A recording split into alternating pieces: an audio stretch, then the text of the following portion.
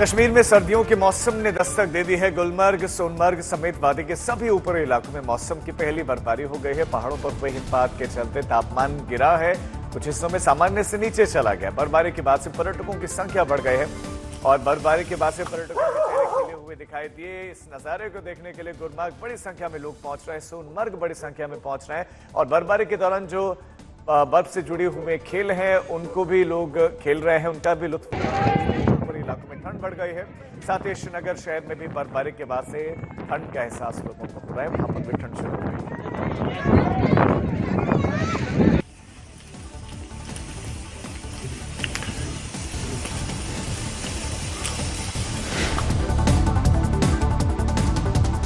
मणिपुर के जिरीबाम में 11 कुकी उग्रवादी मारे गए और सूत्रों के मुताबिक कुकी उग्रवादियों ने जिरीबाम स्थित सीआरपीएफ कैंप पर हमला कर दिया था। सीआरपीएफ ने भी जवाबी कार्रवाई की और उस मुठभेड़ में कम से कम 11 कुकी आतंकवादी मारे गए। वहीं सीआरपीएफ का एक जवान भी इसमें गंभीर रूप से घायल है। सूत्रों के मुताबिक उग्रवादियों के पास से 4 एसएलआर मिले हैं, 3 AK-47 और 1 आरपीजी और अन्य हथियार गोला बारूद भी इनके पास से बरामद किया गया। घटना के बाद से मणिपुर में तनाव की स्थिति बनी है। कुकी संगठन ने बंद बुलाया है, जिरीबाम जिले में कर्फ्यू लगा दिया गया। ने चुनाव में वोट जिहाद देखा, एक प्रकार से उनके सारे धर्मस्थलों के ऊपर बैनर लगे, पोस्टर लगे, कस्में दिलाई गई और लोगों को वोटिंग के लिए बाध्य किया गया और कहा बस एक ही चीज करनी है, मोदी जी को हराना है, ये कहकर एक वोट जिहाद किया गया।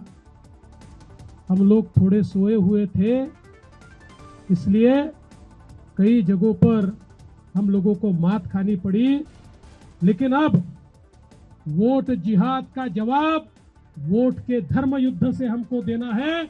औरंगाबाद जो अब संभाजी नगर है, देवेंद्र फडणवीस वोट जिहाद का जवाब वोट के धर्म युद्ध से देने की बात करते हैं।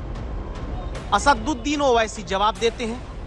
वो क्या बोले, ये वोट जिहाद, धर्म युद्ध, मेरा नाम लेकर जिहाद का नाम लिया जा रहा है, धर्म युद्ध का नाम लिया जा रहा है। क्या ये इलेक्शन कानून के खिलाफ नहीं है? क्या ये मॉडल कोड ऑफ कंडक्ट के खिलाफ नहीं है? फडणवीस के मुताबिक वोट जिहाद यानी मुस्लिम मतदाता नरेंद्र मोदी को हराने के लिए विरोध में एकजुट होकर एक मुश्त वोटिंग करता है। इसीलिए फडणवीस वोट का धर्म युद्ध शब्द का आगे इस्तेमाल करते हैं। मकसद हिंदू मतदाता को एनडीए के पक्ष में एकजुट करके लाना।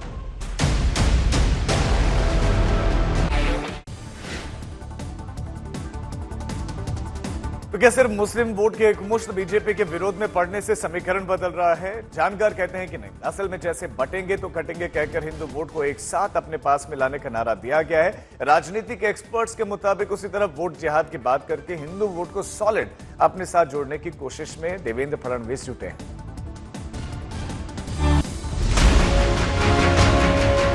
क्या बटेंगे तो कटेंगे की तरह वोट जिहाद की बात इसलिए ताकि हिंदू वोट एक मुश्त बीजेपी के पास आए?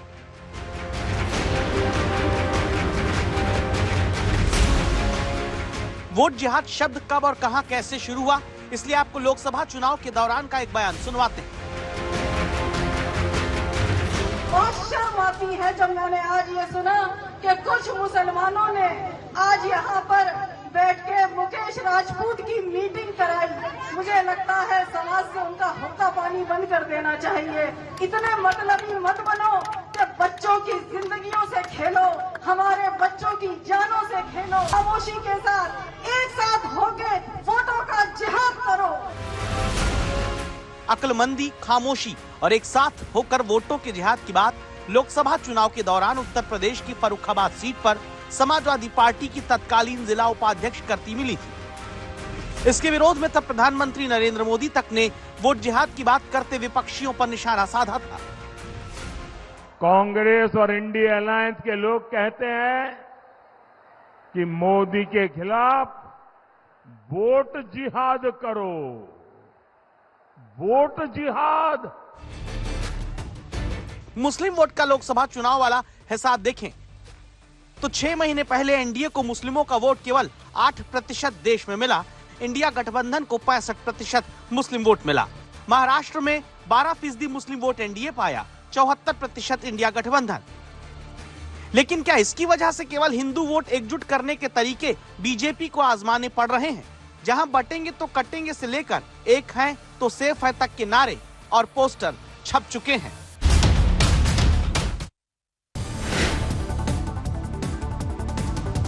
अब झारखंड चुनावों की। झारखंड में विधानसभा चुनाव 2024 के पहले चरण का प्रचार थम गया। 13 नवंबर को 43 विधानसभा सीटों पर वोटिंग है और पहले दौर में कुल 683 उम्मीदवार चुनावी मैदान में हैं। इसमें पूर्व सीएम चंपई सोरेन की सीट भी है, जो अब बीजेपी की टिकट पर ताल ठोक रहे हैं।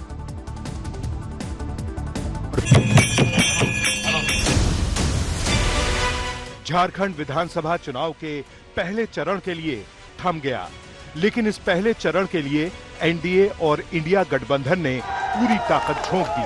आपको बता दें कि झारखंड में पहले चरण के चुनाव में 13 नवंबर और 17 जिलों की 43 सीटों पर वोटिंग है और 683 उम्मीदवार मैदान में हैं। इस बार झारखंड में सियासी समीकरण कुछ अलग है, क्योंकि झारखंड के पूर्व सीएम चंपई सोरेन जेएमएम को छोड़कर बीजेपी में शामिल हो गए हैं और बीजेपी ने झारखंड में अपने स्टार प्रचारकों की पूरी ताकतवर टीम झारखंड के लिए तैयार की है, जिसमें शिवराज सिंह चौहान, हिमंता बिस्व शर्मा से लेकर सीएम योगी तक प्रचार कर रहे हैं और पीएम मोदी तो है ही।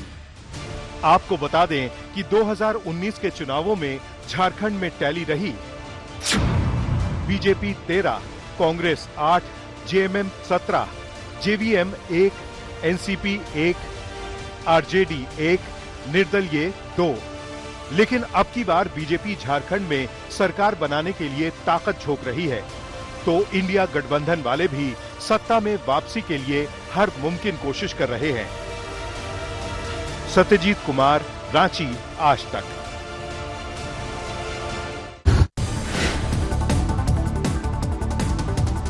बड़ौदा के पास IOCL कंपनी की रिफाइनरी में अचानक धमाके के साथ आग लग गई, जिसमें एक शख्स घायल हो गया। टेम्परेचर बढ़ जाने के चलते आग लगने का अनुमान जताया जा रहा है। धमाका इतना प्रचंड था कि आसपास के लोगों को भूकंप सा महसूस हुआ।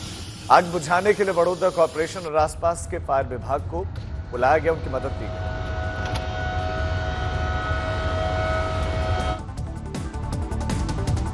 पटना के कोतवाली थाना इलाके में कमला नेहरू नगर में पुलिस पर स्थानीय लोगों ने हमला कर दिया। दरअसल पुलिस पहुंची थी अपराधी को पकड़ने के लिए, लेकिन चोर चोर कहकर स्थानीय लोगों ने पुलिस को ही पीट दिया। इस घटना में 3 पुलिसकर्मी जख्मी हुए हैं।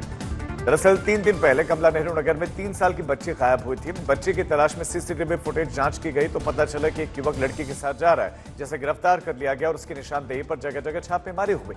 पुलिस के माने तो जिन लोगों का नाम सामने आया है उसकी प्लानिंग थी कि पुलिस को रोका जाए और इसीलिए पुलिस पर इरादतन यह हमला करवाया गया।